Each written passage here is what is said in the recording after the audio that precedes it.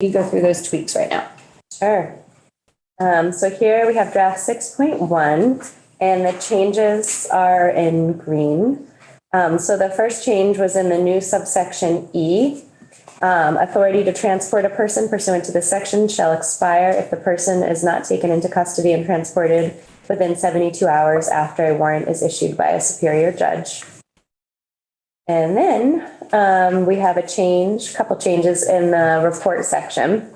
So we have the Department of Mental Health working in consultation with Vermont Care Partners, Vermont Legal Aid, Mad Freedom, and persons with lived experience of a mental condition, instead of specifically referencing to the admissions process and chapter.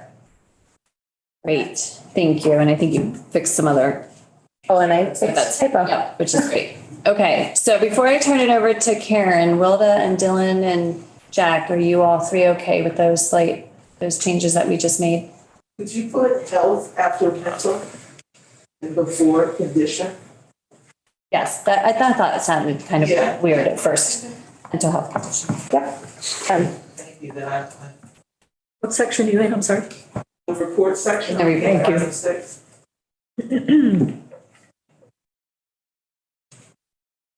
Okay.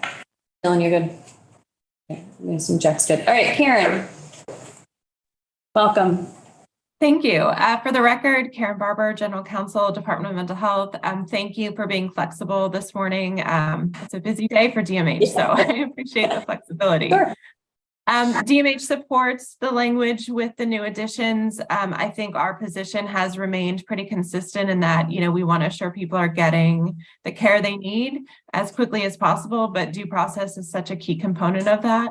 And we really wanted to make sure, after we heard some concerns raised, that we had a chance to kind of regroup and work through those. I think this is a good compromise by allowing some changes now, but also requiring us to really go back and think about how things are working and what makes sense. So from the Department of Mental Health perspective, we are in support of this language. Great. Thank you, Karen. And Jack, you came on. So are you fine with the two changes we made? Yes. Okay, great.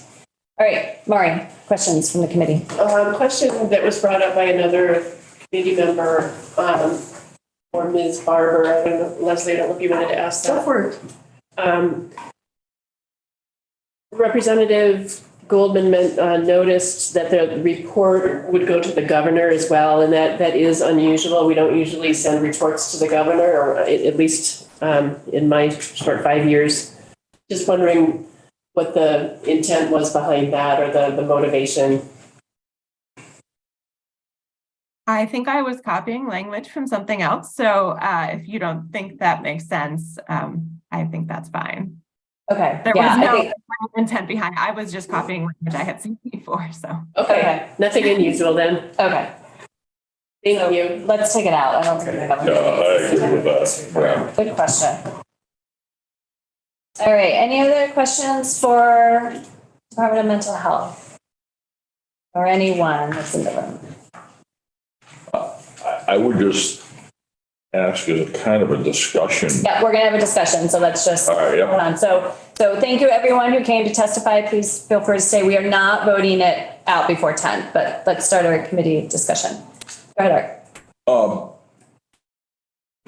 How much policy has changed from the Senate bill? We probably want to group that, probably just the question that I would have. Yes, so my response would be quite a bit has changed from the Senate bill, but there are also people who have testified in this committee who did not have an opportunity to testify in Senate. Okay. So I believe Yeah. that if we at this table agree this policy is sound, we move it forward and they will then choose whether or not they concur or what happens to it once it gets back to the Senate. Right, but I'm thinking though that the basic premise of the bill has not changed. Correct. No.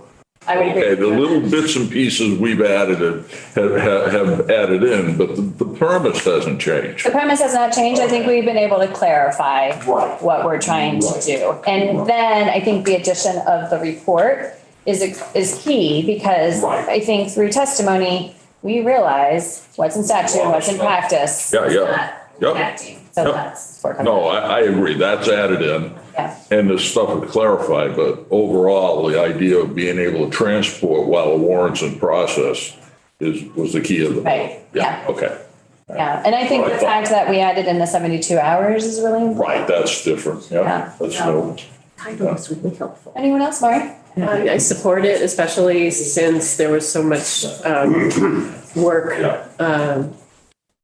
from all the stakeholders with your yeah, right. help. I'm glad we got to this point, and I feel comfortable that we have a good bill and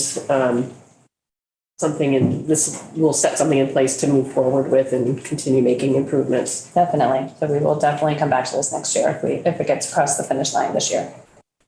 Anyone else? Okay.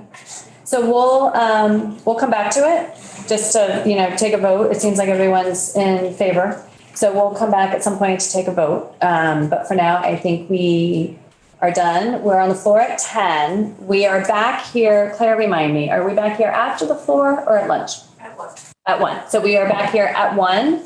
We're going to take up H47, which is the radiologist bill that will be on the floor at 3. So we have to see the amendment and vote it out.